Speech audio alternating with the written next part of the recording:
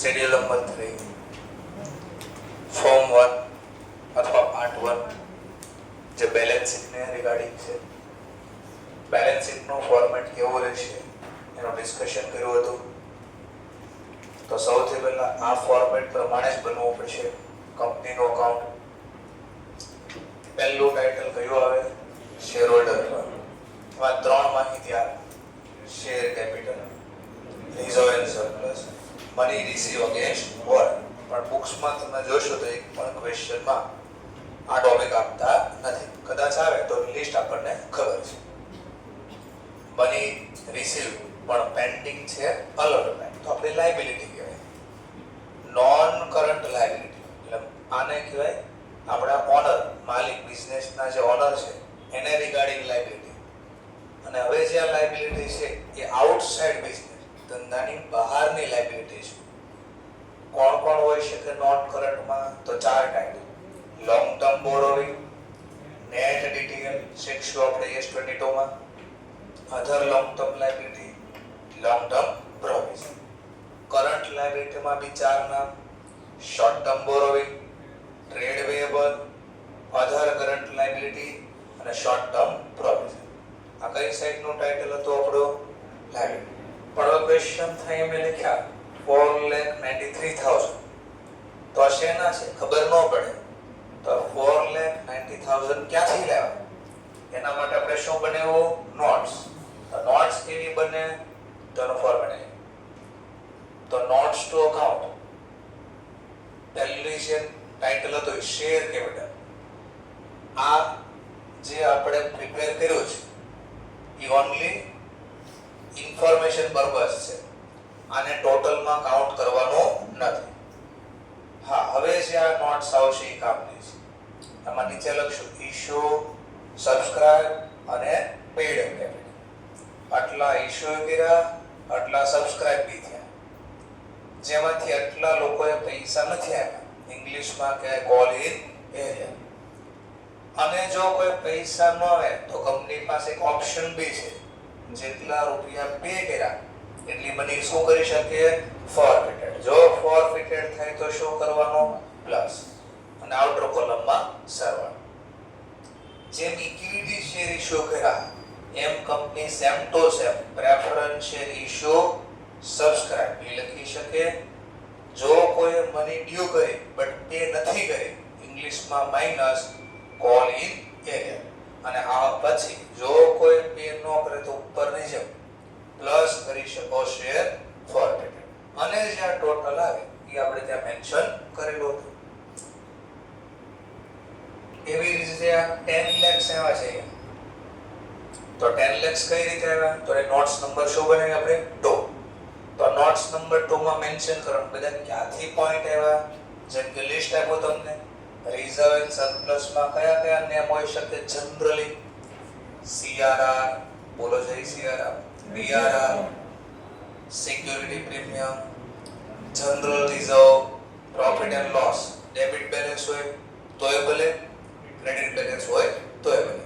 Credit નો મતલબ profit, debit balance નો મતલબ જો લોસ હોય તો માઈનસ સાઇન કરી લખવાનું, પણ લખાશે અહીંયા કેપિટલ રિઝર્વ અને રીવેલ્યુએશન રિઝર્વ બોલો કે સરપ્લસ.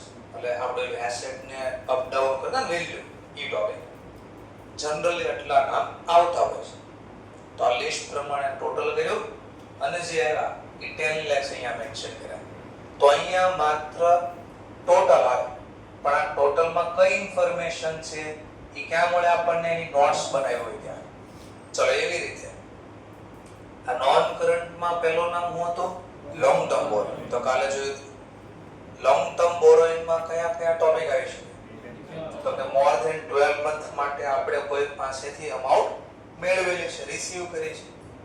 તો લોંગ ટર્મ પર્પસ થી પૈસા વ્યાજે ટૂંકમાં સાદી ભાષામાં ક્યાંથી મળે આપણને? તો 3-4 રીત છે. બોન્ડ ઇશ્યુ કરો, ડિબેન્ચર ઇશ્યુ કરો, બેંકમાંથી લોન લઈ આવો. અને જો બધા ના પાડે તો પબ્લિક ને કહેવાનું તમે અમારે ત્યાં બેંકમાં એફડી ન મૂકો, તમે લોકો અમને આ ડિપોઝિટ આપો, બદલામાં બેંક કરતા ઇન્ટરેસ્ટ અમે 1.5 અથવા 2 ટાઈમ્સ 1.5 ટાઈમ્સ 2 ટાઈમ્સ આવશે. માની લો બેંકમાં વ્યાજનો દર ઇન્ટરેસ્ટ રેટ 6.57 ચાલતો હોય તો કંપનીમાં કોઈ ડિપોઝિટ આપે જેની એટલી બધી બહુ માર્કેટમાં ક્રેડિટ ન હોય, થોડી ઓછી હોય, તો એ લોકો શું કરે, બેંક કરતા એફડી વધારે 10%, 11%, મે બી 12%, 40% બી આપે. કારણ કે બેંકમાંથી લોન નથી મળતી તો પછી પબ્લિક પાસેથી એને એક્વાયર કરવી છે એટલા. તો આનો લિસ્ટ હતું. ચલો નેટ ડિટેલ આ ક્યાં શીખશો આપણે? અહીંયા ફાઇન્ડ આઉટ કરવાના આવશે નહીં. અહીંયા સીધું નામ જ આપ્યું છે, ડિફર્ડ ટેક્સ લાયબિલિટી. ડિટેલ નો મતલબ ડિફર્ડ ટેક્સ લાયબિલિટી. તો તમને ES22 માં શીખવાડે કે કઈ રીતે આ ફાઇન્ડ થાય. અહીંયા ખાલી નામ જ આવશે આ ચેપ્ટર. અધર લોંગ ટર્મ લાયબિલિટી. બોલો શું નામ આવશે અધર લોંગ ટર્મ માં? તો વિચારો પડે લાંબા ગાળાનું દેવું. તો કોઈ આપણે એસેટ ખરીદ્યું હોય, શું કર્યું હોય આપણે? એસેટ. પણ એ એસેટ નું પેમેન્ટ આપણે ક્રેડિટ ઉપર કરવાનું હોય અને મોર ધેન 12 મંથ માટેનું હોય. એટલે એસેટ ના ક્રેડિટર અહીં આવે. અને બીજા બે નામ કીધા હતા ક્યાં? જેમ કે હમણાં લોન ને ડિબેન્ચર બારા પાડ્યા તો ને પૈસા પાછા બી આપવા પડશે ને ફ્યુચરમાં, તો રિડક્શન ડેટ આવે. તો એ રિડક્શન આપણે પ્રેફરન્સ શેર કે ડિબેન્ચર પ્રીમિયમ થી કરવાનું. કઈ અમાઉન્ટ થી? પ્રીમિયમ. પણ આજે થોડું પ્રીમિયમ આપવાનું છે 5-10 વર્ષ જ્યારે રિડક્શન થાય ત્યારે, એટલે લોંગ ટર્મ લાયબિલિટી કહેવાય. તો અહીંયા ડિબેન્ચર ના રિડક્શન નો પ્રીમિયમ કે પ્રેફરન્સ શેર ના રિડક્શન નો પ્રીમિયમ, આ ત્રણ માહિતી આવે. બીજું નામ છે, ચલો લોંગ ટર્મ પ્રોવિઝન માં શું આવશે વિચારવાનું. કાલનો પોઈન્ટ યાદ કરો. તો એક તો પહેલા આવશે તમને ઓલમાનો એસી નું ક્યાંક એક્ઝામ્પલ આપ્યું હતું, વોરંટી ગેરંટી. કે આપણે માનો આ એસી ખરીદ્યું તો કંપની આમાં 10 વર્ષની આપણને વોરંટી ગેરંટી આપે કમ્પ્રેસરની, અને પીસીબી ને 5 યરની આપે. એનો મતલબ કમ્પ્રેસર એટલે મોટર. એસી ચલાવવા માટે મોટર અંદર મોટર કામ કરે, એને 10 યરની વોરંટી ગેરંટી હોય. એની સિવાયના જે સ્પેર પાર્ટ છે એમાં 5 યરની વોરંટી, એને પીસીબી વોરંટી કહેવાય. પછી ઇલેક્ટ્રિક વસ્તુ અંદર હોય. ચલો 5 વર્ષમાં અથવા 10 વર્ષમાં ખરાબ થયું તો કંપની આપણે બદલી આપે, રિપેર કરી આપે.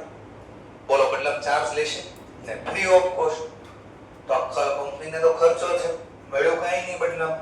તો આપણે શીખ્યા ફ્યુચરનો લોસ આજે રેકોર્ડ કરવો પડે, તો આજે પ્રોવિઝન કરવો પડે લોંગ ટર્મ, કારણ કે 10 વર્ષમાં ગમે ત્યારે. ચલો આની સિવાય તો આપણે ક્યાંક કીધું તો એમ્પ્લોય કામ કરતા વર્ષોથી, તો એ જ્યારે રિટાયર થાય ત્યારે એને શું આપવું પડે? રિટાયર બેનિફિટના પ્લાન આપવા પડે. જેમ કે ગ્રેજ્યુટી આપવી પડે, પ્રોવિડન્ટ ફંડ આપવો પડે. અને બહુ સારું કામ કરતો આપણે કીધું દર વર્ષે હું તને બોનસ આપીશ, પણ એ અત્યારે નહીં આપું, હું અત્યારે ભેગું કરીશ બોનસ. અને જ્યારે તું રિટાયર થાઈશ ને ત્યારે બધું બોનસ વ્યાજ આવે એક સાથે આપીશ.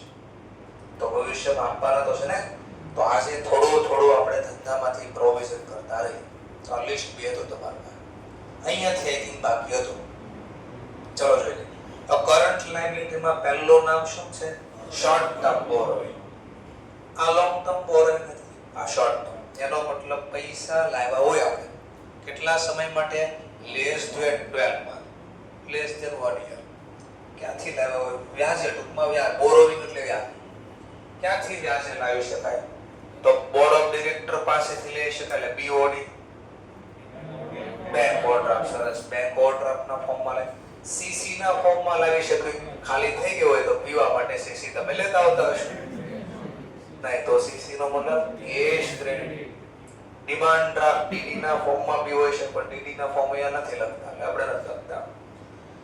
ત્યાર પછી કોઈ આવી શકે, હા શોર્ટ ટર્મ લોન એ લાવો. બેંકને કે 10 મહિના માટે વ્યાજ આપો, 12 મહિના માટે વ્યાજ આપો, તો શોર્ટ ટર્મ લાવી શકીએ. તો એના લિસ્ટ હતા.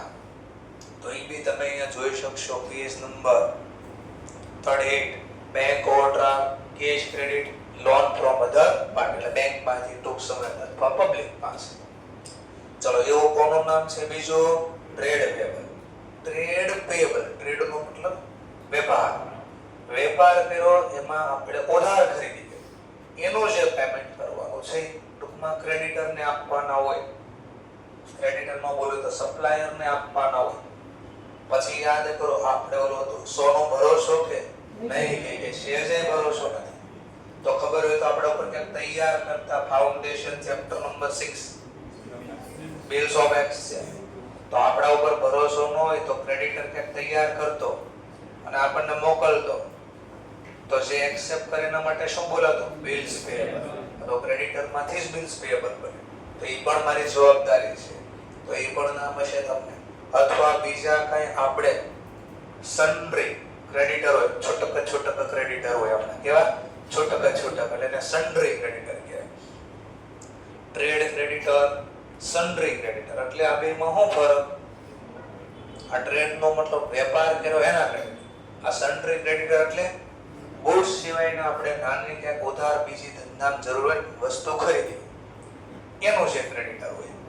બિલ્સ પેયેબલ નો મતલબ હમણાં જ કીધો, આપણે વસ્તુ ખરીદી, પેમેન્ટ આપવાનો છે, ક્રેડિટ ટાઈમ છે, બટ સામેવાળા વ્યક્તિને આપણા ઉપર ભરોસો નથી અથવા તો ટ્રસ્ટ નથી અથવા તો એને વહેલા પૈસાની જરૂર હોય તો ઓલો બિલ ડિસ્કાઉન્ટ કરવા માટે ખબર છે ને એની બેંકમાં આપણા ઉપર બિલ્સ તૈયાર કરે અને જે એક્સેપ્ટ કરે. આખી સ્ટોરી યાદ છે? કઈ સ્ટોરી હતી? સ્કોર્પિયો મળે કઈ યાદ હોય? બ્લેક કલરની સ્કોર્પિયો આવતી દોડી નીચે. ચલો પછી કયું નામ છે? અધર કરન્ટ લાયબિલિટી. કે હવે જે કઈ બાકી વધે એવી કોઈ લાયબિલિટી છે? આપણે કીધું હા બહુ બધી લાયબિલિટી છે. જેમ કે OS, અહીંયા OS નો મતલબ આઉટસ્ટેન્ડિંગ, કાઈ પણ બીજા જવાબદારીના ચૂકવણ, જેમ કે વ્યાજ ચૂકવવાનું બાકી, outstanding interest, outstanding rent, outstanding veggies, ટૂંકમાં જે કઈ ખર્ચા તમારા ચૂકવવાના બાકી હોય. કંપની માની લો ડિવિડન્ડ ડિક્લેર કરે, ડિવિડન્ડ નો ટોપિક હમણાંમાં આવશે, અને જો છે ડિવિડન્ડ ચૂકવવાનું બાકી રાખ્યું, કેટલા સમયમાં આપવું પડે એ બધી ટર્મ્સ કન્ડિશન્સ હમણાં જોશું આ ચેપ્ટરમાં.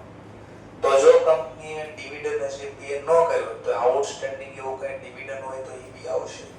ટૂંકમાં જે ચૂકવવાનું બાકી હોય, outstanding interest on loan or debenture, ટૂંકમાં તમે લોન લીધી કે ડિબેન્ચર લીધી એનો વ્યાજ બાકી. બીજા કોઈ એક્સપેન્સ ચૂકવવાના બાકી, લાઇટ બિલ બોલ્યો, સેલરી બોલ્યો, વેજીસ બોલ્યો. અનપેડ ડિવિડન્ડ, હજી ડિવિડન્ડ ડિક્લેર કરી દીધું પણ કંપનીએ પે કર્યો નથી, કેવું અનપેડ ડિવિડન્ડ. સર આ શું છે? Income receiving advance. તો તમે 11-12 થી બોલતા અચૂક અગાઉથી મળેલ ચૂકવવાનું બાકી નવું ન બોલતા બધું. હા એ છે અગાઉથી મળેલ આવક, એનો મતલબ સર્વિસ હજી આપી નથી છતાં બી કોઈ પૈસા અગાઉથી આપી દીધા તો એ આપણી આવક કહેવાય. આવક ક્યારે લખાય? સર્વિસ આપી અને પછી પૈસા લેવાના થાય એક્રુઅલમાં. શીખશું ES1 માં બધું. તો જ્યાં ડાઉટ વેરીને એના બધા ચેપ્ટર બન્યા છે આખા, એનો કોઈ ટેન્શન ન આગળ આવશે. તો ઇન્કમ રિસીવિંગ એડવાન્સ આ શું છે? Call in advance. તો આપણે શેર બારા પડતા ઘણી વાર કોઈ હપ્તો માંગ્યો ન આપે તો એને ઇંગ્લિશમાં બોલતા કોલિંગ એ. પણ ઘણા લોકો એવા બી માંગવા આવે કોઈની પાસે તો એને ગમે નહીં. એવું કોઈ માંગવો નહીં. એટલે મારી પાસે કોઈ માંગવા તો મને ગમે, મારો એ મારો અને મારો એ મારો, બીજા કોઈનું ખાઈ લેવા દેવા. તો એવા વખતે એવું બી કરે, મે બી 2 રૂપિયા જ હપ્તાના માંગ્યા હોય પણ એ વ્યક્તિ કંપનીને 10 રૂપિયા હપ્તાને ઘરે આપી દીધા, માંગ્યા નથી છતાં બી આપી દીધા કે બીજી વાર કોઈ માંગવાનો હોય તો એને ઇંગ્લિશમાં શું બોલાય? Call in advance. તો જે શેર તો આપ્યા નહોતા છતાં બી પૈસા મળી ગયા તો આપણી જવાબદારી કેવી? શું જવાબદારી? પૈસા લઈ લીધા તો ફ્યુચરમાં આપણે શું આપવું પડશે? શેર આપવા પડશે. તો ઇંગ્લિશમાં કહેવાય કોલ ઇન એડવાન્સ. એવી રીતે PF પેયેબલ, CGST પેયેબલ, SGST પેયેબલ એટલે ટેક્સ ના ચૂકવવાના બાકી. અને હમણાં ઓલું પ્રોવિઝન કર્યું હતું ને કે એમ્પ્લોય રિટાયર થાય અથવા ધંધામાં જાય તો આપણે કોને નક્કી કર્યું તો આપવાનું PF. ચલો રિટાયર થયો અને ચૂકવી દીધી તો માથાકૂટ નથી, બટ નો ચૂકવ્યા તો PF પેયેબલ આપણી જવાબદારી કહેવાય. જવાબદારી ખાતે પણ 1 વર્ષની અંદર ચૂકવવાના હોય એ. 1 વર્ષ કરતા વધારે હોય તો લોંગ ટર્મ ના ટાઇટલ નીચે લઈ જા. છેલ્લું ટાઇટલ શું નામ છે? Short term provision. જેમ લોંગ ટર્મ પ્રોવિઝન હતું એમ શોર્ટ ટર્મ પ્રોવિઝન. જેમ કે નામ આવ્યું પ્રોવિઝન ફોર ટેક્સ. તો આપણે પહેલા ઘણીવાર આવક ઉપર ખબર હોય એટલો ટેક્સ દેવાનો થાય તો અગાઉથી જ આપણે એટલા રૂપિયાનું પ્રોવિઝન કરી રાખીએ ટેક્સ. શીખશું આપણે AS 22 માં પ્રોવિઝન ફોર એમ્પ્લોયી બેનિફિટ. ઘણીવાર એમ્પ્લોયરને ક્યાંક બેનિફિટ આપવાનું થવાનું હોય ફ્યુચરમાં તેનું પ્રોવિઝન કરી રાખીએ. એકાદું એક્ઝામ્પલ આપો સર. માની લો એમ્પ્લોયી છે એને નક્કી કર્યું આપણે કે આવતા વર્ષે એને ટૂરમાં મોકલવાના છે દુબઈ તો નહીં મોકલે એને તકલીફ છે આવતા વર્ષે. તો આપણે એને નક્કી કર્યું કે ગોવાના ઊંઘા તડકાના બિચારા ચલો તો સમજવા માટે કેરલામાં મોકલ્યા એને. ગરમી લાગે તો પાણી છે ને કોઈને ડૂબે થોડા બરાબર તો કેરલા મોકલો તો ખર્ચો થાય મફત થોડી થાય. કંપની પોતાના ખર્ચે મૂકવા માંગે છે તો એને લગતું પ્રોવિઝન કરે ક્યાં ઓર ક્યાંક જેમ કે દરેક કંપની એના એમ્પ્લોય હોય એના માટે ઇન્સ્યોરન્સ લે, એના ફેમિલી માટે ઇન્સ્યોરન્સ લે, બદલામાં કોઈ ચાર્જ ન લે એમ્પ્લોય પાસે. તો ફ્યુચરમાં આવા કંઈ ખર્ચા કરવાના હોય તો અત્યારથી નફામાંથી થોડા રૂપિયા કાઢી લે અને પ્રોવિઝનના નામે લખ્યા કરે. એવી રીતે પ્રોવિઝન ફોર એક્સપેન્સ. ફ્યુચરમાં કોઈ ધંધામાં બીજો ખર્ચ કરવાનો તો એના માટે બી થોડું પ્રોવિઝન કરાય. તો આ ક્વેશ્ચન થાય કોનું પ્રોવિઝન ક્યારે થાય? શું ભાઈ કોનું પ્રોવિઝન ક્યારે થઈ શકે? તો એ શીખશો તમે. AS 29 પ્રોવિઝન ક્યારે થાય? શેનું પ્રોવિઝન? લાયબિલિટી નું પ્રોવિઝન ક્યારે થાય? એસેટ નું પ્રોવિઝન ક્યારે થાય? બેડ ડેટ પ્રોવિઝન એવું સાંભળ્યું હશે. સાંભળ્યું છે? હા તો AS 9 માં શીખશો રેવન્યુ નું પ્રોવિઝન, ડેટર ઉપર પ્રોવિઝન, લાયબિલિટી નું પ્રોવિઝન. AS 29 બધા AS બનેલા તો ત્યાં શીખશો આપણે. એમ્પ્લોય નું પ્રોવિઝન કેટલું થાય? PF નું પ્રોવિઝન ને બધું જે શીખાય ગ્રેચ્યુટી નું પ્રોવિઝન તો AS 15 માં શીખશો. ક્યાં શીખશો આપણે? AS 15. તો ત્યાં બધું તમને શીખવા મળવાનું જ છે. જેમ કે જો AS 15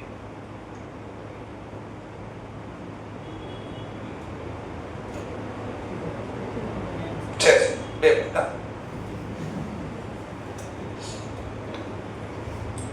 એકદમ લાસ્ટમાં છે.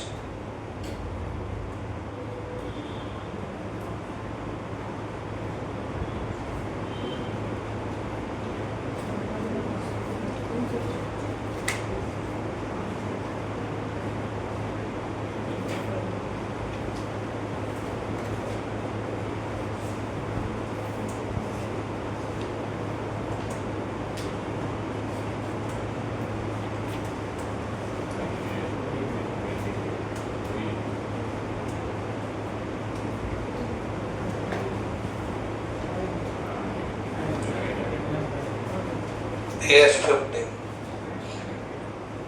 એમ્પ્લોય બેનિફિટ તો શીખશો. આ બધું આપણી પાસે જેટલા ડાઉટ ક્રિએટ થઈને બધા પ્રોવિઝન છે બનશે. AS 5 બી બોલ AS 9 બી બોલો રેવન્યુ રિકોગ્નાઇઝ તો એ બી આવશે કે રેવન્યુ ક્યારે રિકોગ્નાઇઝ થશે તો એની ડેફિનેશન હું કોને રેવન્યુ કેવું. AS 22 ની વાતો કરી આપણે તો એ શીખશું. Accounting for tax on income. પછી એક ચેપ્ટર આગળ પૂરું થયું ઇન્વેસ્ટમેન્ટ. એમાં કયું શેરની પ્રાઇસ કઈ રીતે ડિસાઈડ થાય, માર્કેટ પ્રાઇસ શેરની કઈ રીતે ડિસાઈડ થાય તો આપણે ક્યાંક ગુણાકાર કર્યો EPS multiply by P price to earning ratio. તો EPS કેમ મળે તો એનો બી ESB નો છે AS 20 EPS અર્નિંગ પર શેર. તો બધું પછી 12 માં લખતા ભાડા પટ્ટાનું મકાન તો ભાડું કયું પટ્ટું કયું મકાન એ શીખશું આપણે AS 19 લીઝમાં. પછી આપણે buy back of share issue તો ઇશ્યુ વાળા ટોપિક શીખી ગયા હતા ફાઉન્ડેશન. આ બાય બેક વાળા ટોપિક અહીંયા શીખવાના છે આપણે. ચાલો તો ખાલી જસ્ટ સમજવા માટે કે બધા AS બનેલા છે. તો આ કોણ કઈ બાદનો ટાઇટલ આપણે શીખ્યા ત્યારે લાયબિલિટી સાઈડ કે એની નોટ્સ ટુ અકાઉન્ટમાં શું બનશે આ બધી લાયબિલિટી. પછી કયું ટાઇટલ ચાલુ થશે? હવે એસેટ. ચલો એસેટમાં ક્વેશ્ચન થાય કઈ એસેટમાં શું લખવું, તો એનું બી છે. પહેલું ટાઇટલ કયું છે? Non current asset. એમાં હું આપ્યો પ્રોપર્ટી પ્લાન્ટ ઇક્વિપમેન્ટ. તો એ સ્ટેમ માં શીખશું આપણે. ચલો તો ક્વેશ્ચન થાય કોને કહેવાય પ્રોપર્ટી પ્લાન્ટ ઇક્વિપમેન્ટ? જે ટેન્જિબલ એસેટ હોય જેનો બેનિફિટ મળે more than 12. Fix asset tangible હોય જેનો બેનિફિટ મળતો હોય more than 12. Land, building, furniture, machine, plant, car જે ટેન્જિબલ છે પ્લસ આનો બેનિફિટ મળે મોર ધેન 12. તો ઇન્ટેન્જિબલ એસેટ જે શીખશું આપણે S26 માં કેટલા લખી શકાય, ક્યારે લખી શકાય, એનો માંડી ક્યારે વાળી શકાય, બધું શીખશું S26 માં. કોણ કહેવાય intangible asset? Goodwill, trademark, copyright, pattern, licence, technical know how, software આ બધું શીખશું. લખાય ક્યારે, નો લખાય ક્યારે. જેમ કે S26 ઇન્ટેન્જિબલ એસેટ, તો ત્યાં આપણે આ બધું શીખશું. ચલો ધેન આફ્ટર આ ટાઇટલ પૂરું થયું નોન કરંટ એસેટ. તો હવે નવું ટાઇટલ ચાલુ છું નોન કરંટ ઇન્વેસ્ટમેન્ટ જે ઓલરેડી શીખ્યા. ક્યાં? S30 માં રોકાણ. ક્યાં રોક્યા હતા આપણે? શેરમાં રોક્યા હતા, ડિબેન્ચરમાં, બોન્ડમાં અથવા બેંકમાં એફડી એટલે ગવર્નમેન્ટ સિક્યુરિટી. તો લખ્યું છે non current investment more than 12 month માટે આપણે રોકાણ. Share, debenture, bond, government security, mutual fund અથવા ઘણીવાર પૈસા પડ્યા રહેતા તો પ્રોપર્ટીમાં, જમીન મકાનમાં રોકવું. Investment in a partnership firm. કોઈને બિઝનેસ કરવો છે, નોલેજ છે, પૈસા નથી, આપણી પાસે પૈસા બહુ બધા પડ્યા, ટ્રક ભરી એકાદો ટ્રક એને આપ્યો, મફતમાં નો આપ્યો. આપણે કીધું હું તારામાં ભાગીદાર, બહુ કામ કરવાના નહીં આવું, તારા બધું હેન્ડલિંગ કરવાનું, હું 2-4-6 મહિના આટો મારીશ અને જોઈ લઈશ પૈસા મારા ટ્રકમાં બરાબર છે કે વધી ના હોય તો ટ્રકમાં ભરીને મોકલશ. ટૂંકમાં રોકાણ કર્યું પાર્ટનરશિપ ફર્મમાં. ચલો પછીનું ટાઇટલ કયું છે? નેટ એડીટીએમ. ફરીથી ફાઇન્ડ આઉટ કરવાનું આવશે નહીં. હા, એસ નો ક્વેશ્ચન આવશે ને આવશે.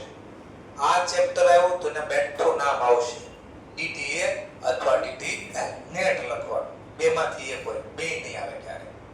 ચલો પછી અધર non current asset.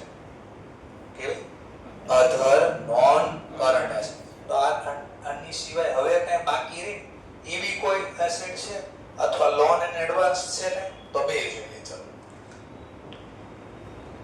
Non current asset તો પહેલા લોંગ ટર્મ રિસીવેબલ એટલે તો આપણે હમણાં લોંગ ટર્મ અધર એક લાયબિલિટી આવી હતી ખબર? અધર લોંગ ટર્મ તો એસેટ આપણે ખરીદી હતી. કેટલા સમય માટે ઉધાર ખરીદી? More than 12. તો કોઈ વેચી બી હશે ને? આપણે ખરીદી ઉધાર જમીન, તો એ જમીન કોઈ વેચી બી હશે ને? તો મેં મોર ધેન 12 મંથ માટે ઉધાર ખરીદી, તો એને વેચી કેટલા સમય હશે? More than 12 month. તો એને કે ડેટર, પણ એ કયા ડેટર કે? એસેટના ડેટર જે લોંગ ટર્મ રિસીવેબલ છે. એનો મતલબ એના પૈસા 12 મહિના કરતા વધારે સમય માટે છે. એવી રીતે કેપિટલ એડવાન્સ, આપણી માન લો કોઈ કંપની હોય અથવા આપણા કોઈ રિલેટેડ હોય એને કેપિટલ તરીકે આપણે એડવાન્સ આપ્યું હોય. શું આપ્યું હોય? કેપિટલ. આપણે મૂડી કોઈને એડવાન્સ આપી, આ આવશે ને નામ બતાય. Security deposit. ઘણીવાર આપણી પાસે કોઈ ડિપોઝિટ માંગે, સિક્યુરિટી ડિપોઝિટ એટલે સરી નો ખબર પડે. જેમ કે આમાંથી કોઈ ભાડે કદાચ રહેતું હોય તો એને ખબર હોય કોઈને જગ્યાએ આપણે ભાડે રહેવા જવું હોય તો મકાન માલિક પહેલા શું માંગે? ડિપોઝિટ. શું કામ ડિપોઝિટ માંગે? સિક્યુરિટી તરીકે. શું સિક્યુરિટી તરીકે? માની લો તમે સમયસર ભાડું ન આપો તો એટલા રૂપિયા ડિપોઝિટમાં કવર કરી શકે, અથવા તો ભાડું સમયસર આપી દીધું અત્યાર સુધી, ક્યાંક ઝઘડો થઈ ગયો, મગજમારી થઈ ગઈ માલિક સાથે, ભાડું તો સમયસર ભરતો જ હતો, 2-3 મહિનાનું પડ્યું હતું એડવાન્સ, પહેલો મહિનાનું 10,000 ભાડું છે, તો નિયમ એમ કે જેટલું ભાડું હોય ને એના ગુણ્યા 3 એટલે 3 મહિનાનું એડવાન્સ જનરલી લે. તો 10,000 ગુણ્યા 3 30,000. એટલે મકાન માલિકને એમ હતું કે કદાચ આ ભાડું ન દે 3 મહિનાનું એડવાન્સ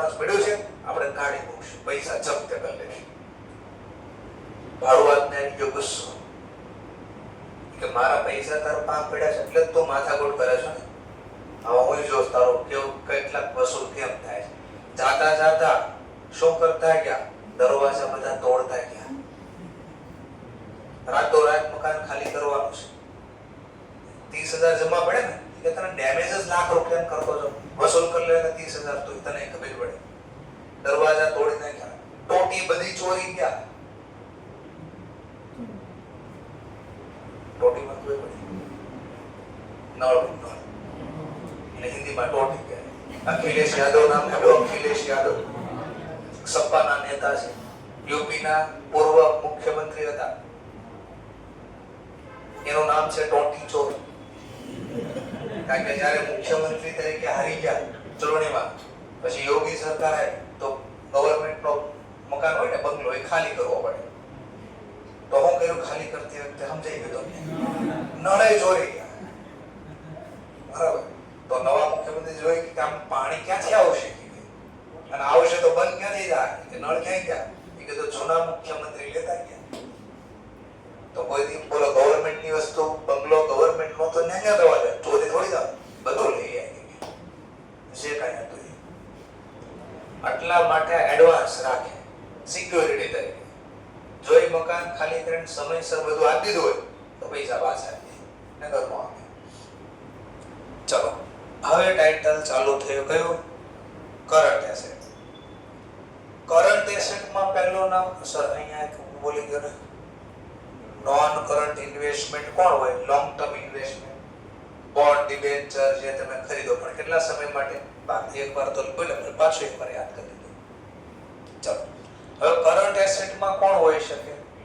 તો પહેલું આ બધું નામ નો આપ્યો. હવે આ નામ કેમ નો આપ્યો? ભૂલી ગયા છે છાપવામાં? નહીં. શોર્ટ ટર્મ ઇન્વેસ્ટ એટલે તમે જે નોન કરંટ ઇન્વેસ્ટમેન્ટ હતું કોને કહેતા? Non current. અથવા લોંગ ટર્મ કોને કહેતા? જેનું રોકાણ કેટલા સમય માટે? More than 12. આ જ વસ્તુ જો લેસ ધેન 12 મંથ માટે હેલ કરો તો શું બની જાય? Short term. ટૂંકમાં આ જ નામ અહીંયા રિપીટ થશે સમયના આધારે. લેસ ધેન 12 તો અહીંયા લખીશ, મોર ધેન 12 તો ઈઝ નામ બધામાં લખીશ. ચલો તો સીધા આવ્યા આપણે ઇન્વેન્ટરી ઉપર. શેમાં આવ્યા? ઇન્વેન્ટરી. તો ઇન્વેન્ટરી કેટલા પ્રકારની હોય આપણે શીખ્યા ફાઉન્ડેશનમાં. ચેપ્ટર 4B શીખ્યા, ચેપ્ટર 7B શીખ્યા. મેન્યુફેક્ચરિંગ એકાઉન્ટ કા યાદ હોય તો હા, તો જે લોકો ટ્રેડર છે, ટ્રેડર તૈયાર ખરીદે અને તૈયાર વેચે, એની પાસે ઇન્વેન્ટરીમાં માત્ર શું હોય? Finish goods. બટ જે મેન્યુફેક્ચરર હોય તો એની પાસે ત્રણ પ્રકારના મટીરીયલ હોય. રો મટીરીયલ હોય, વર્ક ઇન પ્રોગ્રેસ હોય, ફિનિશ ગુડ્સ. અને ઘણીવાર બીજી વસ્તુ બી સાથે પડી હોય. Loose tool, spare part, wrapping માટેના પેપર આ બી પડેલું હોય. તો ઈધર શીખશું આપણે AS2 માં. ત્યાં શીખશું આપણે AS2. AS2 એટલે ઇન્વેન્ટરીને લગતું. કોને ઇન્વેન્ટરી કહેવાય? એમાં શું ઇન્ક્લુડ થાય, શું નો ઇન્ક્લુડ થાય. તો બધું પાછું રિપીટ થશે. એના રૂપિયા કેટલા ગણવા, ક્યારે એડ કરવા ખર્ચો, ક્યારે નો એડ કરવો, બધું જોશું. ચલો ત્યાર પછી ઘણીવાર યાદ કરજો ફાઉન્ડેશન. આપણે વસ્તુનો ઓર્ડર તો આપ્યો, અકાઉન્ટ પૂરો થઈ ગયો, 31 માર્ચ આવી, બટ હજી સુધી આ વસ્તુ આપણને મળી ન હોય, રસ્તામાં હોય. વસ્તુ તો આપણી છે પણ હજી મળી નથી. તો આને આપણે કયા નામથી લખતા? goods in transit. હા તો એ આપણી વસ્તુ જ છે પણ હજી આપણને મળી નથી એટલે બાજુમાં લખી દેતા રસ્તામાં છે, ઇન ટ્રાન્સિટ. તો આ બી આપણો સ્ટોક છે. ચલો આની સિવાય ટ્રેડ રિસીવેબલ. ટ્રેડ રિસીવેબલ નો મતલબ જે મેન ટ્રેડ એટલે વેપારમાંથી જે લેવાના છે પૈસા. તો આપણે જેને ક્રેડિટ ઉપર સેલ કરવી આપણે શું બોલાય? ડેટા. કસ્ટમર બી બોલીશું. ઘણીવાર છૂટક સન્ડ્રી ડેટર એ હોય. સન્ડ્રી એટલે અમુક ક્યાંક વસ્તુ બીજી પડી આપણે ઉધારો ને વેચવી છૂટક. અથવા તો યાદ હોય તો જેન પાસે પૈસા લેવાના એના ઉપર ભરોસો ન હોય તો હું તૈયાર કરતા ડ્રાફ્ટ, બિલ તૈયાર કરતા. અને જેણે આ ડ્રાફ્ટ તૈયાર કર્યો એના માટે શું બની જાય? Bill system. તો એ ડેટરમાંથી જ બને. સત્ર અને છેલ્લું હવે જે કઈ નામ લખવાના બાકી અધર કરંટ. સર આ નો બોલ્યા short term loan and advance, અહીંયા બી નહોતા બોલ્યા sir. Non current loan and advance. Loan and advance નો મતલબ શું થાય? કોઈને વ્યાજે રૂપિયા આપ્યા હોય, મોર ધેન 12 મંથ માટે આપો તો અહીંયા લખશો, લેસ ધેન 12 મંથ માટે તો અહીંયા લખશો. ચલો પછી આ સીસી વાળો ટોપિક જોઈએ.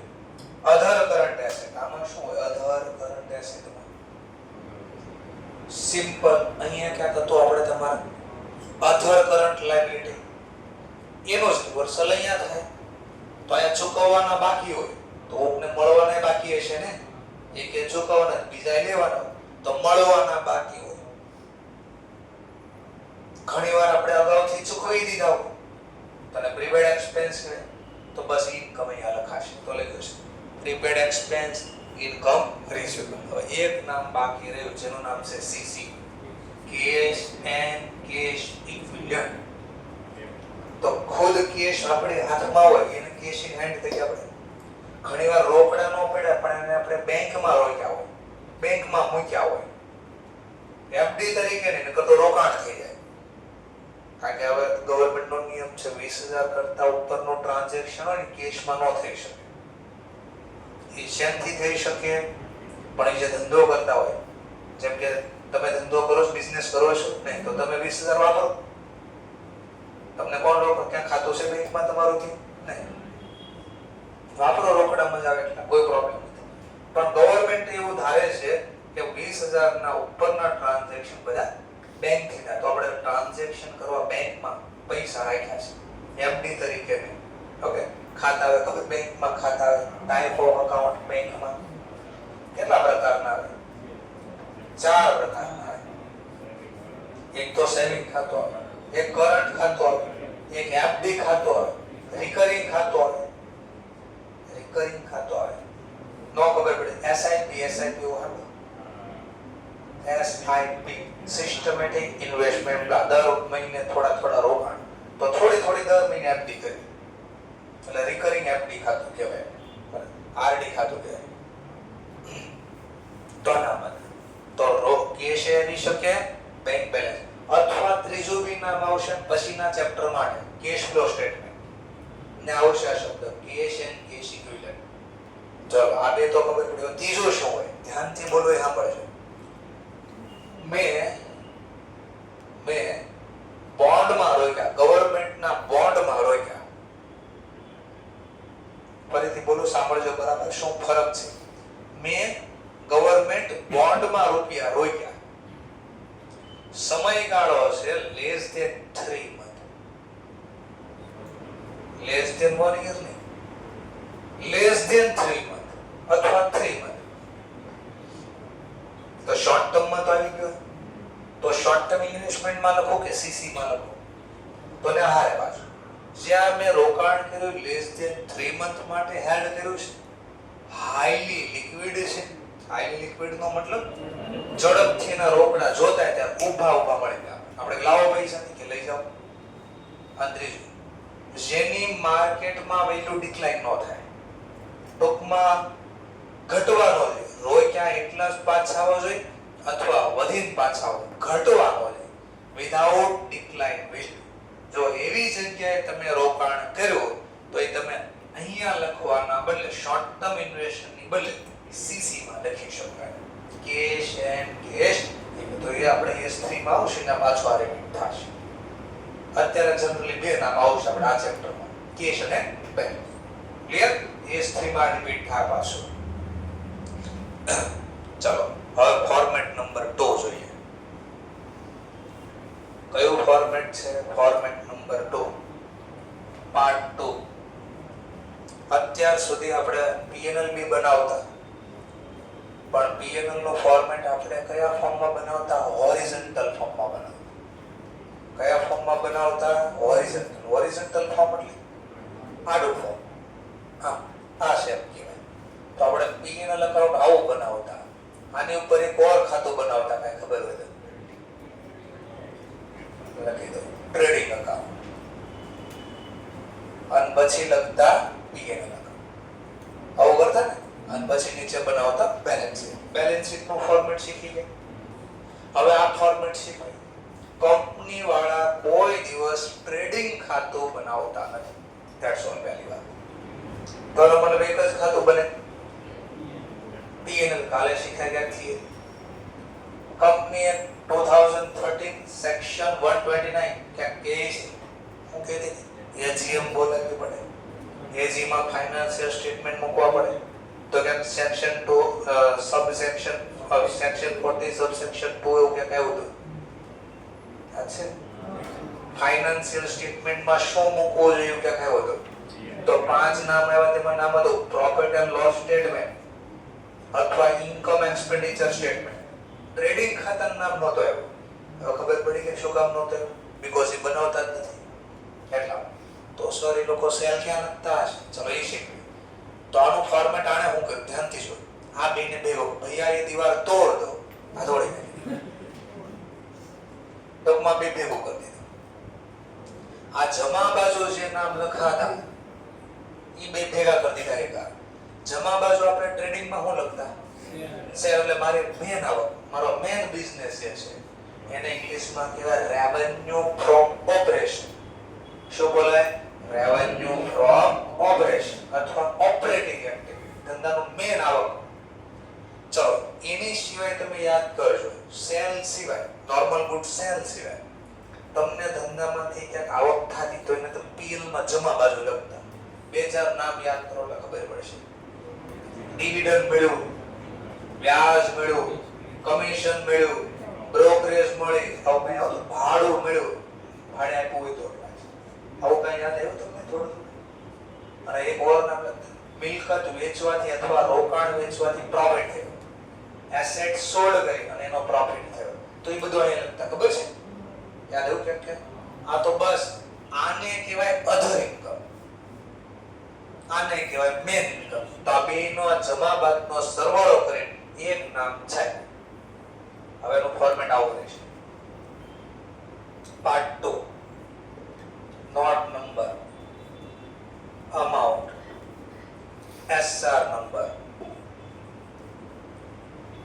માની લો એક નંબર પર્ટિક્યુલર તમે જે રીતે લખો આ કોલમ ફરજિયાત નથી. આ કોલમ બધી ફરજિયાત. Profit and loss statement as on કઈ તારીખ સુધીની તૈયાર કરો છો? 31 માર્ચ 100 છે. ચલો પહેલું નામ લખશો રેવન્યુ ફ્રોમ ઓપરેશન. મતલબ 3 લાખ લખ્યા, 2 લાખ લખ્યા, 5 લાખ. ક્યાંથી લાવ્યા? તો આની નોટ્સ બનશે. તો જો બેલેન્સ પહેલા બેલેન્સ શીટ બને, પછી એની નીચે P&L બને. તો જે નંબર ચાલતો એ ચાલુ રાખવાનો. 10 નંબર, 12 નંબર, 15 નંબર, જે ક્રમ ચાલતો એ નોટ નંબર એ લખવાનો. ચલો ધ્યાન આપતા સેકન્ડ બનશે અધર ઇન્કમ. બીજું ટાઇટલ કયું ચાલુ થાય? અધર ઇન્કમ. અને જે નોટ આવતી બનાવ હોય તો લખવાનું, ન હોય તો કાઈ. ટૂંકમાં P&L ની જમા બાજુના બે ભાગ અહીંયા લખ્યા આપણે. ટ્રેડિંગ, P&L, બે ભાગ અહીંયા ભેગા કરી દીધા. અને આને ટોટલ ને કહેવાય ટોટલ ઇન્કમ. શું બોલે? Total income. કેમ મળે આ ટોટલ ઇન્કમ? તો 1 + 2. સર 1 + આવતો 1 + 2 નથી આવતો, પણ અહીં આવશે. સરી. અને જો કોઈ ABCD નંબર આપતા હોય A B C તો અહીંયા લખવાનું A + B. જે નંબર બરાબર, જે નંબર ની કાઈ પાય તો અહીંયા આપ્યું છે 1 + 2. ABCD લખ્યો તો A + B ટૂંકમાંનો સરવાળો કરી દેવાનો છે. ચલો હવે ખર્ચા. તો આ બે ખર્ચા ભેગા કર્યા, ટ્રેડિંગ ના આ P&L. આ ખર્ચા લખશું પહેલા. ચલો પહેલા ટ્રેડિંગ માં તમે ક્યાંક લખતા opening stock, purchase return minus કરતા, પછી ખરીદીને લગતા સીધા ખર્ચા, ઉત્પાદનને લગતા ખર્ચા. મેન્યુફેક્ચરિંગ ખાતું બી બનતો આની ઉપર. મેન્યુફેક્ચરિંગ એકાઉન્ટ ક્યાં બંધ કરતા? ટ્રેડિંગ. હા, તો ઉત્પાદનના ખર્ચા એટલે બોલ્યો. જમા બાજુ અહીંયા ઓર એક લખતા ક્યાં? સેલ તો લખાઈ ગયું. ઓર એક લખતા કે મેં ક્લોઝિંગ સ્ટોક. એવું યાદ આવ્યું? તો આ જે અહીંયા માહિતી લખતા એ હું લખું છું. ચાલો કઈ માહિતી લખતા તો જો હું લખવા પેલા row material consume material consume શું લખો છો એટલે હું મટીરીયલ કન્ઝ્યુમ તો કે સમજવા માટે પેલા મટીરીયલ કન્ઝ્યુમ એટલે શું તો ફાઉન્ડેશનમાં મેન્યુફેક્ચરિંગ અકાઉન્ટમાં આપણે શીખ્યા હતા મારો હું મેન્યુફેક્ચરર હો તો કાચો માલ હોય આપણી પાસે રો મટીરીયલ અને રો મટીરીયલમાંથી આપણે ગુડ્સ ફિનિશ કરીએ અને પછી વેચાય તો બનાવવા તો પડે ને તો બનાવવા માટે જે રો મટીરીયલ વપરાય ગુડ્સ પ્રિપેર કરવા ફિનિશ કરવા અને ઇંગ્લિશમાં કહેવાય રો મટીરીયલ કન્ઝ્યુમ તો લખ્યું છે કોસ્ટ ઓફ મટીરીયલ કન્ઝ્યુમ પણ મેન્યુફેક્ચરર ન હોય તો બીજો કોણ હોય ટ્રેડર હોય કોણ હોય ટ્રેડર તો બરાબર જો ફાઉન્ડેશન યાદ આવવું પડે તો જ આ ખબર પડશે તો અહીંયા લખું છું રો મટીરીયલ સમજવા માટે રો શબ્દ વાપરું છું આ ખાલી મટીરીયલ કન્ઝ્યુમ યાદ રહે એટલે હું રો મટીરીયલ શબ્દ વાપરું છું મટીરીયલ કન્ઝ્યુમ પણ આપણે શબ્દ રો રાખવો જો એટલે જલ્દી હમણાં આવડશે અગર બોકો પડશે આનું સૂત્ર કઈ યાદ છે રો મટીરીયલ કન્ઝ્યુમ હા ઓપનિંગ રો મટીરીયલ એટલે ઓપનિંગ સ્ટોક રો મટીરીયલ નો વત્તા પરચેસ પણ કયું row material minus closing stock કયો ક્લોઝિંગ સ્ટોક રો મટીરીયલ તો આની નોટ્સ બનાવશે ને આ લખેલું હશે એટલે જોઈએ કોસ્ટ ઓફ મટીરીયલ કન્ઝ્યુમ બાજુમાં મેં હું લખી દીધું આ કોના માટે મેન્યુફેક્ચર એમાં હું લખતા opening stock row material purchase return હોય તો માઈનસ અને માઈનસ ક્લોઝિંગ સ્ટોક કોનો રો મટીરીયલ ચલો આ સમજાય ગયું ટૂંકમાં આને હું થોડી વાર સમજવા માટે રો મટીરીયલ અને આ લખ્યું ચલો પણ હું મેન્યુફેક્ચરર નથી તો મારી પાસે રો મટીરીયલ ન હોય મારી પાસે હું ફિનિશ ગુડ્સ ખરીદેલા હોય જાતે બનાવતો તો નથી તો હું અહીંયા લખીશ પરચેઝ ઇન ટ્રેડ હું લખીશ પરચેઝ ઇન એટલે અહીંયા લખતા આપણે પરચેઝ ખબર છે હા purchase in trade purchase in trade ચલો ઓર હવે શું લખશે ક્વેશ્ચન થાય તો હવે ઓપનિંગ સ્ટોક એ લખતા અહીંયા ક્લોઝિંગ સ્ટોક એ લખતા ડેબિટ ક્રેડિટ શું કરે માઈનસ હા તો અહીંયા લખશે opening stock minus closing stock આને કહેવાય ચેન્જ ઇન ઇન્વેન્ટરી શું બોલે ને ચેન્જ ઇન ઇન્વેન્ટરી આપણે ઇન્વેન્ટરી કેટલી બચી ઓપનિંગ માં 1000 હતી છેલ્લે 800 થઈ ગયું તો ઇન્વેન્ટરી માં કેટલો ચેન્જીસ થયો 200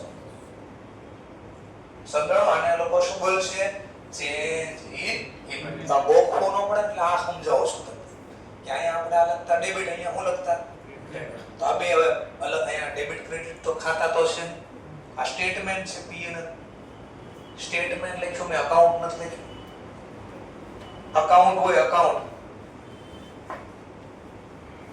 હોય તો બે બાજુ હોય ડેબિટ ક્રેડિટ તો અહીંયા અકાઉન્ટ તો લખ્યું નથી સ્ટેટમેન્ટ લખ્યું છે તો આટલા માટે ડેબિટ માં ક્રેડિટ એન્ટ્રી શું કરે માઈનસ તો આને કે નામ તો આપવું પડે ના હો ઓપનિંગ માઈનસ ક્લોઝિંગ એટલે તો આ લોકો લખવાના ચેન્જ ઇન ઇન્વેન્ટરી શું લખ્યું ચેન્જ ઇન ઇન્વેન્ટરી એમાં બી પાછું મેન્શન કરું છું ચેન્જ ઇન ઇન્વેન્ટરી ચલો ક્વેશ્ચન આ ચેન્જ ઇન ઇન્વેન્ટરી ની બાજુમાં આવું કા લખ્યું છે ફિનિશ સ્ટોક ને ડબલ્યુ આપ્યું રો મટીરીયલ તો આમાં આવી ગયું તો મેન્યુફેક્ચરર હોય એમાં ખબર ને ડબલ્યુ આઈપી હોય તો એ ખ્યાલ લખતા યાદ કરો ડબલ્યુ આઈપી નો ઓપનિંગ સ્ટોક મેન્યુફેક્ચરિંગ માં ડેબિટ બાજુ અને ક્લોઝિંગ સ્ટોક ક્યાં લખતા મેન્યુફેક્ચરિંગ માં ક્રેડિટ સાઇડ ડેબિટ ક્રેડિટ હા એટલે માઈનસ ની સાઇન હતી opening minus closing finish goods તો ટ્રેડિંગ માં ડેબિટ લખતા ઓપનિંગ ટ્રેડિંગ માં ક્રેડિટ લખતા ક્લોઝિંગ તો અહીંયા ચેન્જ ઇન ઇન્વેન્ટરી માં બે આવે ટ્રેડર હોય તોય ભલે મેન્યુફેક્ચરર હોય તો ભલે રો મટીરીયલ આવે એનો આવે ચેન્જ ઇન ઇન્વેન્ટરી માં કેમ નો આવે બીકોઝ અહીંયા કાઉન્ટ થઈ ગયું પર મટીરીયલ કન્ઝ્યુમ માં ક્લિયર થઈ ગયો ટોપિક તો બસ આ ટોપિક માં હતો મેન્યુફેક્ચરિંગ એકાઉન્ટ અને ટ્રેડિંગ એકાઉન્ટ નો કોમ્બિનેશન હતો. આ એ ભેગો ખર્ચો લખાય. પહેલા જે અંદર મેન્યુફેક્ચરિંગ ખાતું ક્યાં બંધ કરતા? ટ્રેડિંગ. તો આ ટ્રેડિંગ તો અલગ છે ને, તો ભેગો છે એટલે બે ખર્ચા હારે લખ્યા. આ મેન્યુફેક્ચરિંગ ના ખર્ચા, આ ટ્રેડિંગ ના ખર્ચા, ટ્રેડિંગ ખાતું. સર તો પછી બીજું ક્યાં કઈ લખતા મેં કાઉન્સમાં? કાઉન્સ કરતા બોલો બીજા કે વેજીસ ખરીદીને લગતા સીધા ખર્ચા યાદ આવતા હતા. Cartage inward, garage inward okay યાદ આવે છે તો એ બી લખશું ને. ક્યાં જવા દીધું આપણે? વેજીસ ની લખશું. ચાલો તો હવે વેજીસ કોને આપવાનું હોય? સેલરી કોને આપવાની હોય? કોને આપવાનું? એમ્પ્લોય. તો એમ્પ્લોય ને લગતા ખર્ચ ટાઇટલ આપ્યું employ benefit expense. Employ benefit expense. Employ એટલે જે આપણે ત્યાં કામ કરે એને જે પણ પેમેન્ટ આપ્યો એ બધું આમાં લખાય. એમ્પ્લોય બેનિફિટ એક્સપેન્સ આ બધામાં ખર્ચા લખાય. નોટ્સમાં આપણે જોયું ત્રણ બનાવે શું આવે એટલું સમજાય. આની સિવાયના કયા ખર્ચ આવે? એમ્પ્લોય અહીંયા આવે એટલે સેલરી. યાદ કરજો મેન્યુફેક્ચરિંગ માં વેજીસ લખતા હા, ટ્રેડિંગ માં વેજીસ લખતા હા. તો બેમાં શું ફરક હતો? ચલો એ થોડું તકલીફ આપશે. નોર્મલ બોલ સેલરી બીએનએલ માં સેલરી લખતા હા, અને મેન્યુફેક્ચરિંગ માં સેલરી લખતા. હવે યાદ કરો કઈ સેલરી ક્યાં લખતા? જો મેન્યુફેક્ચરિંગ માં મેનેજર કામ કરે એટલે ગુડ્સ બનાવવા માટે મેનેજર કામ કરે તો મેનેજરની સેલરી તમે મેન્યુફેક્ચરિંગ માં લખતા. પણ ઓફિસ વહીવટ માટે, ઓફિસ એડમિનિસ્ટ્રેટિવ માટે કોઈ મેનેજર લેવા હોય તો એ મેનેજરની સેલરી ક્યાં લખતા? તમે પ્રોડક્ટમાં બે ખર્ચો લખતા ને તમે, ટ્રેડિંગમાં લખતા, મેન્યુફેક્ચરિંગ. તો બસ એ ભેગો કરીને નાખી એમ્પ્લોય બેનિફિટ એક્સપેન્સ. તો બધા ખર્ચા એમ્પ્લોય નહીં આવશે. મેન્યુફેક્ચરિંગ ના હોય તોય ભલે, ટ્રેડિંગ ના હોય તોય ભલે, અને તમારા પીએનએલ ના હોય તો એમ્પ્લોય ને કાઈ પણ આપ્યું તો તમે. આને સિવાય ધંધામાં બીજા કયા ખર્ચા પીએનએલ માં? ચાર ટાઇટલ આવતા મને તો યાદ છે એવું પીએનએલ માં. એક હતું ઓફિસ એડમિનિસ્ટ્રેટિવ એક્સપેન્સ, એક ટાઇટલ તો સેલિંગ એન્ડ ડિસ્ટ્રીબ્યુટ એક્સપેન્સ, એક ટાઇટલ તો ફાઇનાન્સ કોસ્ટ નાણાકીય ખર્ચા, ચોથો ટાઇટલ તો અન્ય ખર્ચા. આવા ચાર ટાઇટલ હતા. ટાઇટલ ભૂલી જા, આમનમ બોલો. ખર્ચના નામ બે ચાર યાદ આવતા હોય તો ક્યાં? લાઇટ બિલ લખતા, રેન્ટ લખતા હા લખતા, ઇન્ટરેસ્ટ લખતા, ડેપ્રિસિએશન લખતા હા. તો એના ટાઇટલ આપ્યા. ડેપ્રિસિએશન ને લખતો ટાઇટલ આપ્યો ડેપ્રિસિએશન એન્ડ અમોર્ટાઇઝેશન. વ્યાજ બોલ્યા તો વ્યાજનું ટાઇટલ આપ્યું ફાઇનાન્સ કોસ્ટ. કેવો કોસ્ટ? ફાઇનાન્સ. તો હવે ધંધામાં ખરીદ વેચાણ સિવાયને લગતા બીજા ખર્ચા. તો બીજા ખર્ચનું નામ આપ્યું કે ભાઈ વ્યાજે રૂપિયા લીધા તો એને કહેવાય ફાઇનાન્સ કોસ્ટ. ચલો એની સિવાય બીજો ખર્ચો થાય હા, પણ એ રોકડમાં ન થાય એવો જે કહેવાય ડેપ્રિસિએશન. બોલો ડેપ્રિસિએશન કોઈને રોકડ આપવાનો હોય બટ ખર્ચો તો છે આપણો. Depreciation and amortisation. તો આપણે ફાઉન્ડેશન માં શીખાતા ચેપ્ટર નંબર 5 માં જો ઇન્ટેન્જિબલ એસેટ ઉપર આપણે વેલ્યુ ઘટાડવી તો એને અમોર્ટાઇઝ કર્યું. માંડી 11-12 માં બોલતા પાઘડી કસી નાખો કે પાઘડી માંડી વાળું. આ માંડી વાળું એને ઇંગ્લિશમાં કહેવાય અમોર્ટાઇઝેશન.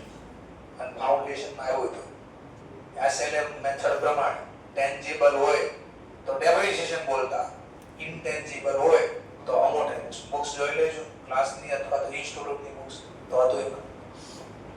અને હવે કાઈ બીજા ખર્ચા વધ્યા કાઈ પણ ઓફિસ એડમિનિસ્ટ્રેટિવ ના ખર્ચા જે કાઈ બીજા ખર્ચા વધ્યા એને સર બીજા ખર્ચનું એકાદ નામ આપો. Loss on asset sold, loss on asset sold. તો બધું અહીંયા આવશે અધર કોસ્ટ. અધર કોસ્ટ.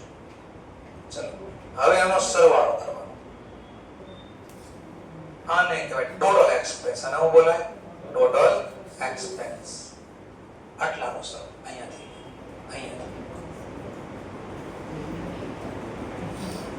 ચલો હવે પ્રોફિટ લોસ જોતો હોય તો આવકને કોની સાથે સરખાવવી પડે? ઇન્કમ ને એક્સપેન્સ સાથે કમ્પેર કરવો પડે. તો આ ચોથો ટાઇટલ, આ ડી છે તો આ ઈ. શું ટાઇટલ આવશે? તો નેટ પ્રોફિટ અથવા તો નેટ કરતા છે બોલો profit before tax extraordinary item and exceptional item.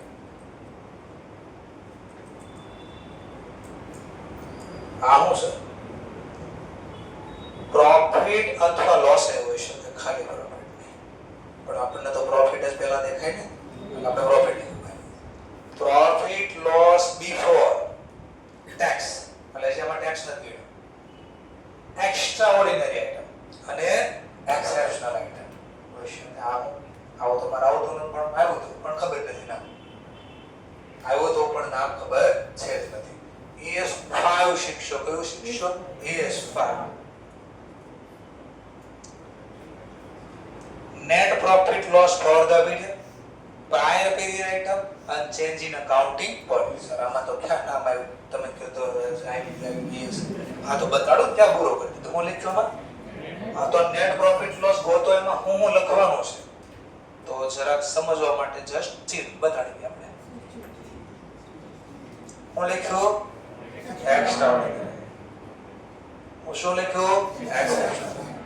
તો આ બી શીખશો. ઓકે ચલો. પણ આ ચેપ્ટર બોલતું, આ ચેપ્ટરમાં આવું આવતું નથી. અને કદાચ એક્ઝામમાં આવ્યો ત્યાં તો આપણું એજ પૂરો થઈ ગયો છે. છતાં બી સર બોલી ગયો તો થોડો અમને સરળ પડે સમજવામાં. થોડો સરળ પાડી દીધો. એક્સ્ટ્રાઓર્ડિનરી આઇટમ કોને કહે? એવો એક્સપેન્સ જે clearly distinct from the ordinary activity and not expected to recur in the business અથવા ઇન ધ ફ્યુચર બિઝનેસ. એવો ખર્ચો કે નુકસાન જે ક્લિયરલી ડિસ્ટિંક્ટ છે.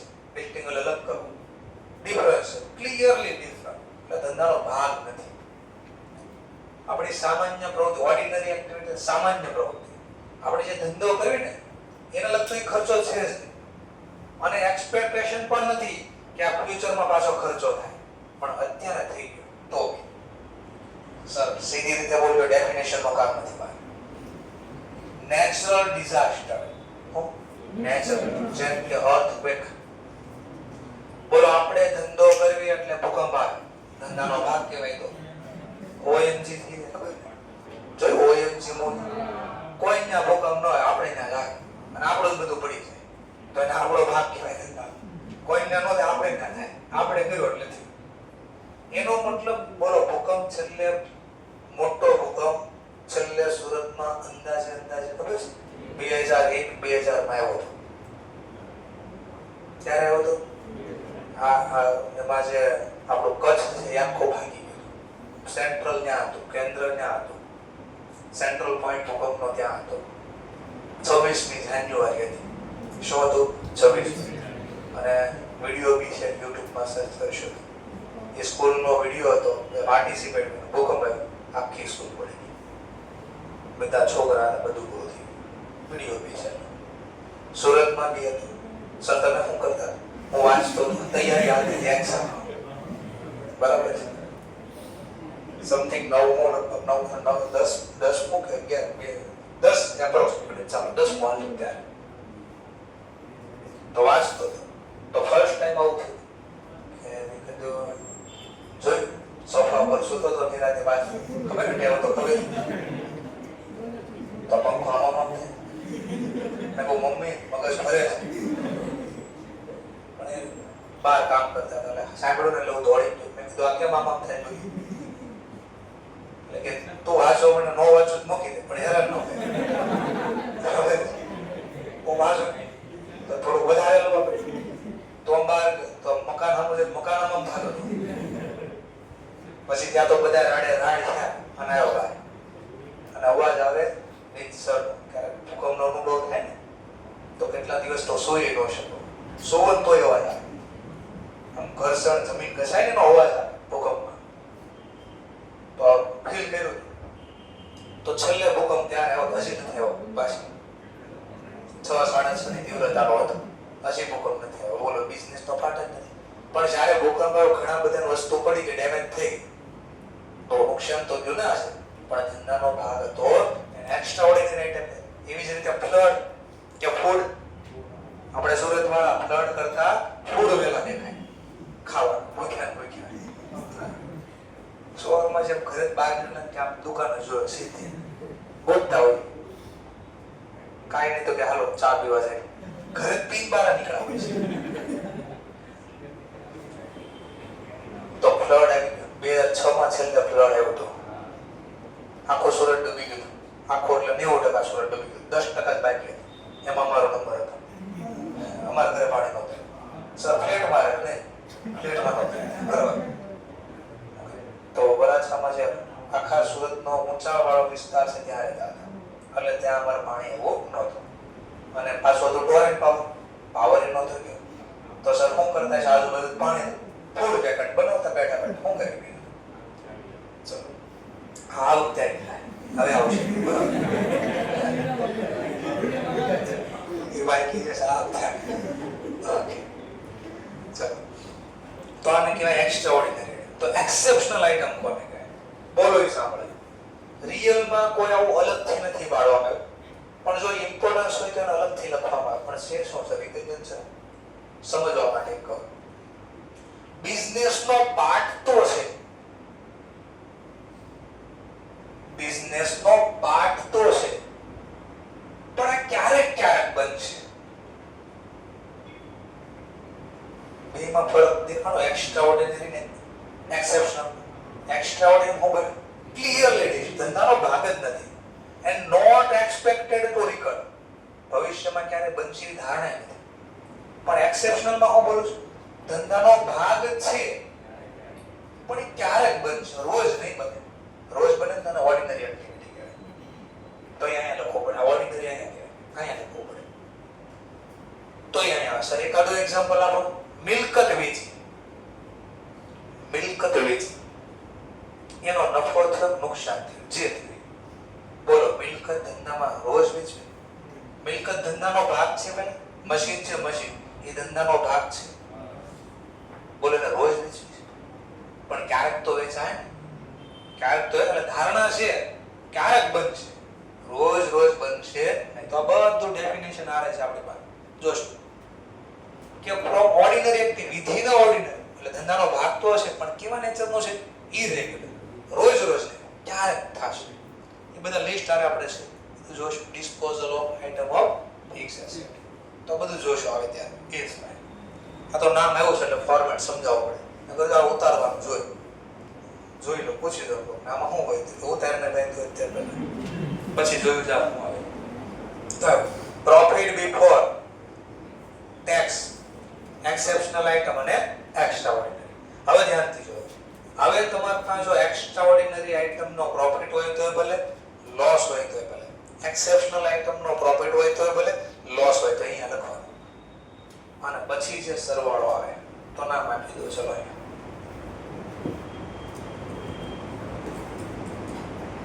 ઇન્કમ અથવા એક્સપેન્સ. ઇન્કમ કરતા બોલો પ્રોફિટ અથવા લોસ. એક્સ્ટ્રાઓર્ડિનરી આઇટમ,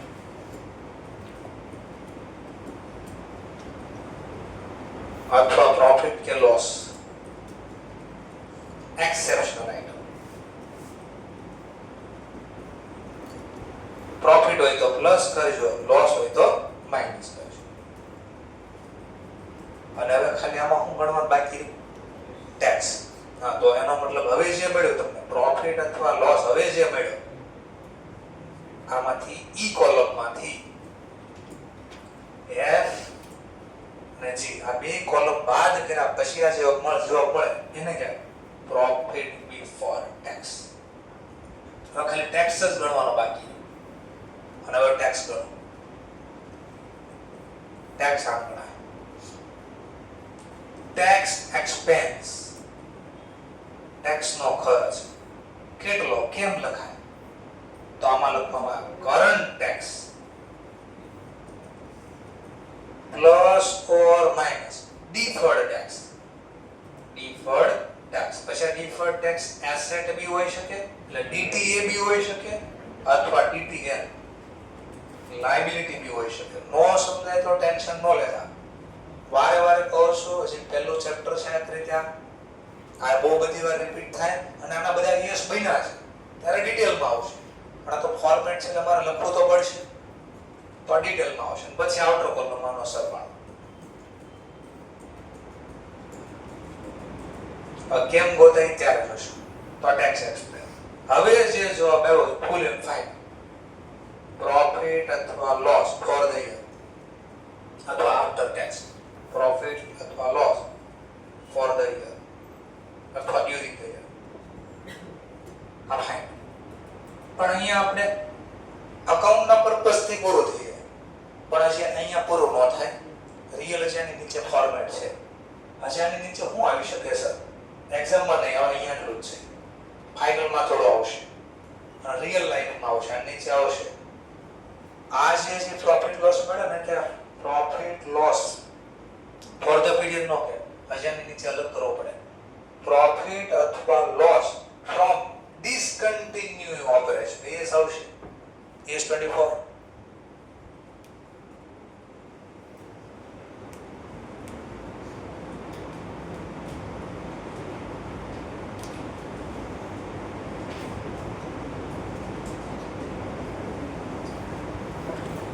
ડિસકન્ટિન્યુઇંગ ઓપરેશન જે ધંધો આખો ન બંધ કરતા, ધંધામાંથી અમુક ભાગ બંધ કરીએ છીએ. બહુ બધા બિઝનેસ હોય તો આમાંથી એકાદો બિઝનેસ બંધ કરીએ તેનો પ્રોફિટ લોસ અલગ રાખીએ એને કે ડિસકન્ટિન્યુ ઓપરેશન. તો એમાં નફો આવે નુકસાન આવે બાદ કરાય અને પછી જે જો હોય એને બોલવી profit loss from the continue operation. પછી બાકીનો ધંધો ચાલુ છે એનો પ્રોફિટ લોસ.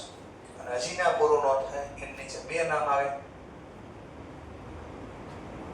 બેઝિક ઈપીએસ અને ડાયલ્યુટેડ ઈપીએસ. ES20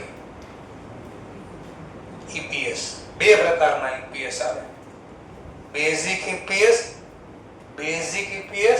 ડાયલ્યુટેડ ઈપીએસ એ નીચે લખાય. કેમ ગોતો હું એ પછીનો ટોપિક છે. તો આપણે મેઈન મુદ્દા ઉપર રહીએ. આટલું ફોર્મેટ આપણે બનાવવાનું છે. ક્લિયર થઈ ગયું? શાનું ફોર્મેટ છે? P&L. આની અંદર શું શું આવે આપણે ડિસ્કશન કરી લીધું. ચલો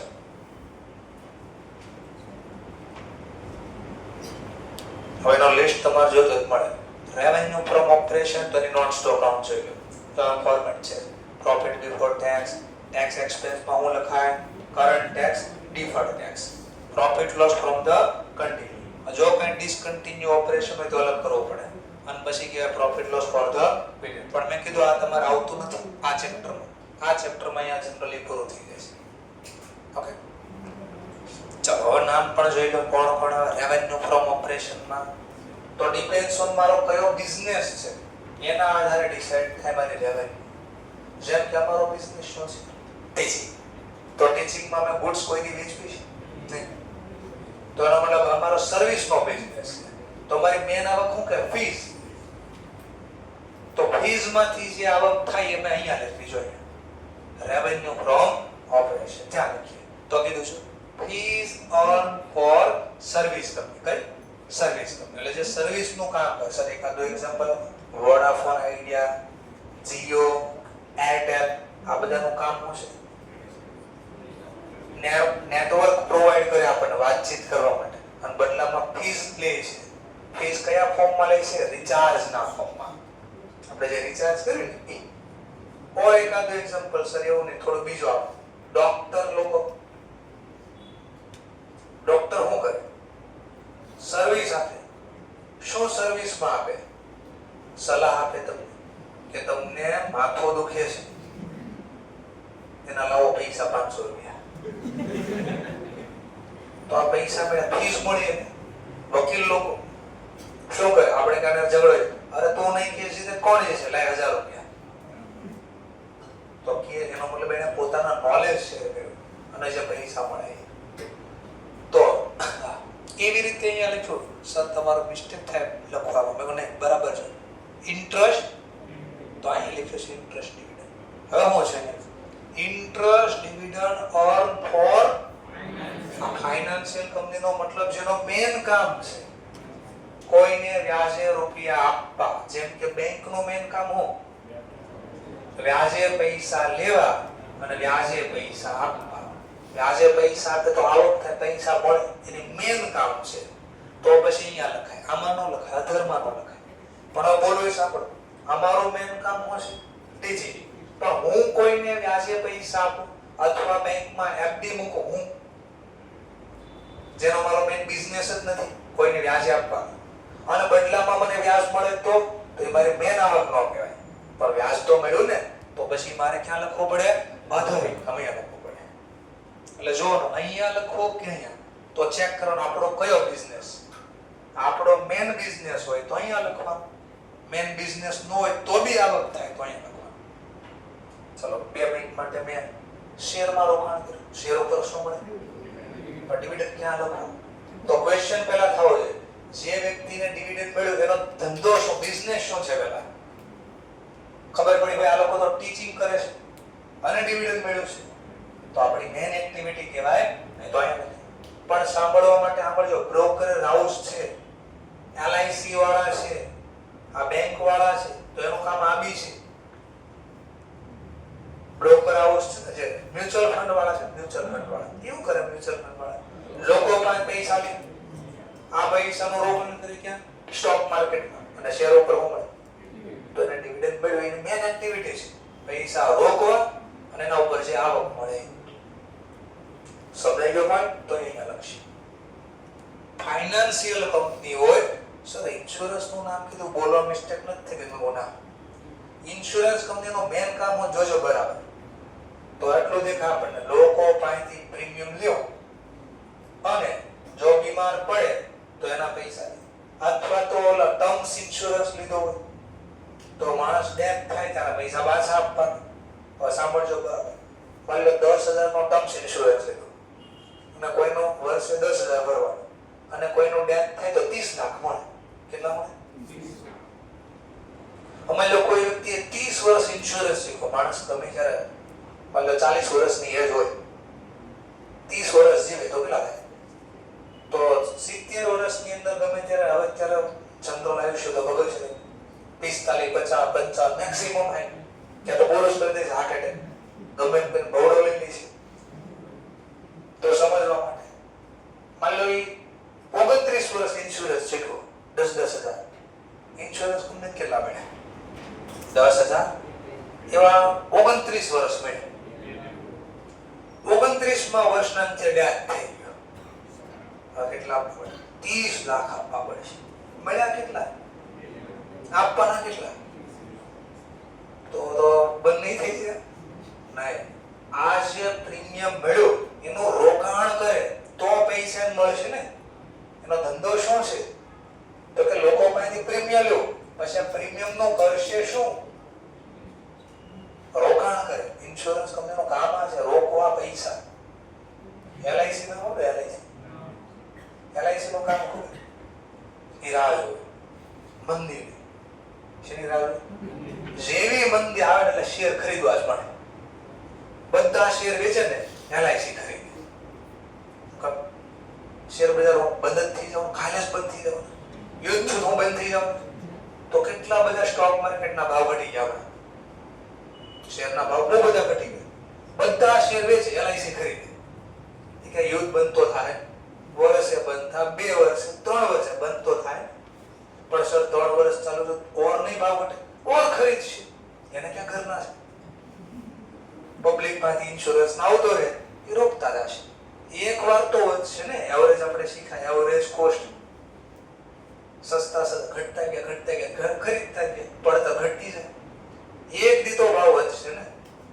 એવો હોય તો અનબિલીવેબલ પ્રોફિટ થાય. પણ આવો પ્રોફિટ કોણ કરી શકે? જેમાં પૈસા આવ્યા જ કરે. અને એવું કામ આ ઇન્સ્યોરન્સ નું હોય.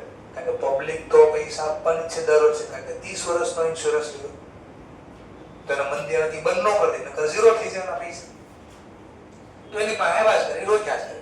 એટલે આ કંપની બધી હાલે. પણ આપણે એવું ન હોય. આપણે મંદી નડે તો આપણે એકવાર રોક્યું પછી મંદી આવે એટલે બીજી વાર ન રોક્યું આપણે ગભરામણ થાય કારણ કે આપણને જોબ કરતા જોબ છૂટી ગઈ તો બિઝનેસ કરવી છે તો વસ્તુ વેચાતી નથી તો ધંધો ચલાવવાના પૈસા નથી તો રોકશું ક્યાંથી તો આપણને શેર બજાર નુકસાન કરાવી દે આ મોટી કંપનીને નુકસાન ન કરાવે કારણ કે એ લોકોને ખબર છે કે આજે ને કાલે ભાવ વધશે અને આપણે પૈસા આવા જ કરવાના રોક્યા જ કરો બેંકો વાળાનું કામ એવું છે બેંકનું કામ હોય છે લોકો પાસેથી વ્યાજે લેવા અને બધા વ્યાજે આપી દે નહીં તમે શીખાતા કે એસએલઆર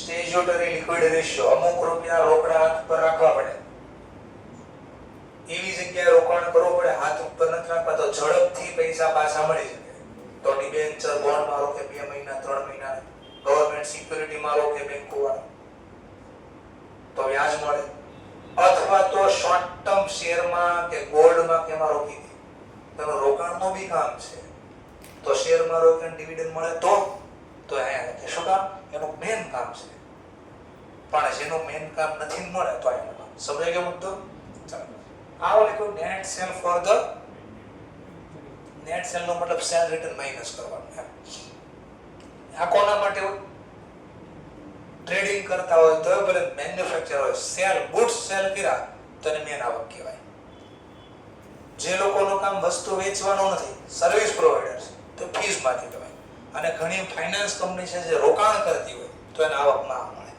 આની સિવાયની જે તમારી આવક થઈ બધી અહીંયા લખાય સમજાઈ ગયો ટોપિક ઓકે ત્યાર પછી ખર્ચના નામ પહેલું નામ હતો મટીરીયલ કન્ઝ્યુમ તો મટીરીયલ કન્ઝ્યુમ આ કોના માટે હોય કેમ ટ્રેડર માટે આમ હોય તો ટ્રેડર નું કામ થોડી આ છે રો મટીરીયલ ખરીદવું બનાવવું પછી વેચવું હા એટલે મેન્યુફેક્ચરર વાળા માટે હોય આ કોના માટે હોય purchase of stock in trade એ કેમ ટ્રેડર માટે હોય મેન્યુફેક્ચરર વાળા માટે કેમ તો ઓર બીજું મેન્યુફેક્ચરિંગ વાળા ગુડ્સ તો ખરીદે પણ એ ખરીદી આમાં આવી ગઈ છે